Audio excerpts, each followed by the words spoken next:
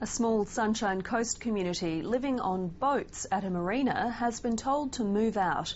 But as Kathy McLeish reports, those who've been ordered to ship out say they have nowhere to go.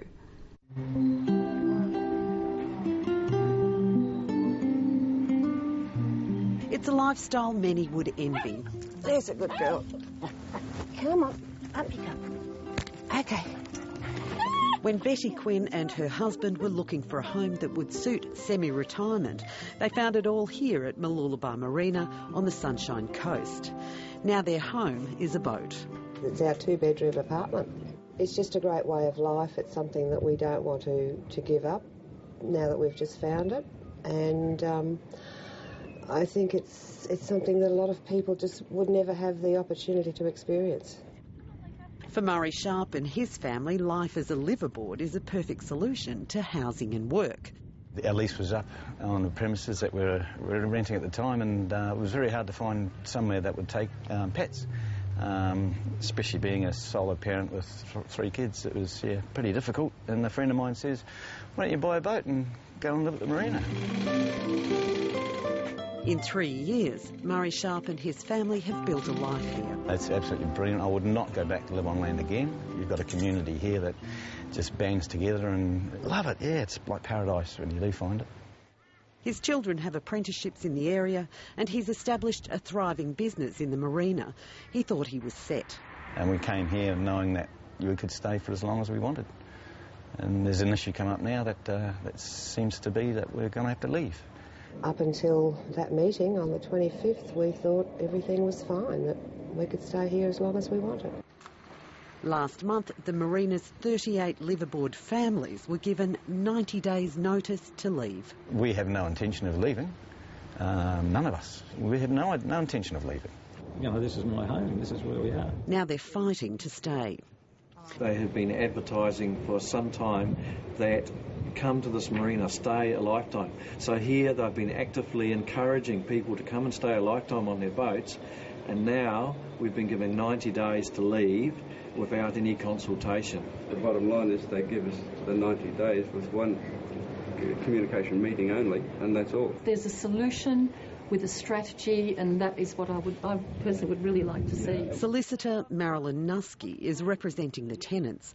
She believes a recent dispute between the Mooloolaba Marina Board and commercial operators brought the facility to the government's attention.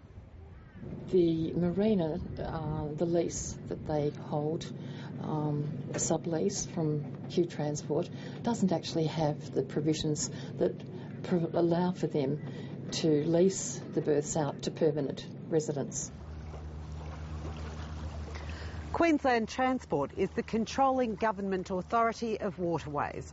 Under the legislation, it's illegal to live aboard a vessel in Mooloolaba Marina unless there is an exemption. One way to achieve an exemption is to gather all stakeholders together and get them to agree to vary the lease. The tenants say they're struggling to understand why that hasn't happened. My understanding is that was available in April 2010. That's this year.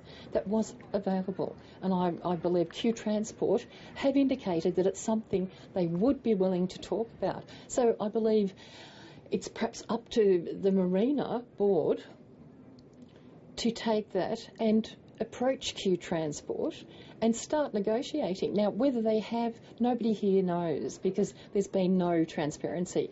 The residents have been told to leave, and there's been nothing else. Marilyn Nuske says it's not possible for 38 boats to moor elsewhere in Mooloolaba. Other marinas are full. So there's actually nowhere for them to go. People's lives are being affected. They have been living here, some for up to 30 years. It's not so easily resolved as to say, well, now we've decided you've got to go away. These people do actually have rights. The chairman of the Mooloolaba Marina Board says he can't comment because of legal concerns. Queensland Transport told residents it's taking legal advice and won't be able to respond for at least 4 weeks. That leaves just 6 weeks before this entire community of 77 people could be cast adrift. It's very frustrating not knowing what's going on, and it's been 3 weeks now since we had that meeting, and we've heard nothing since, basically. And is it a worry? It's a big worry, yeah. huge worry. You know, we've got nowhere to go.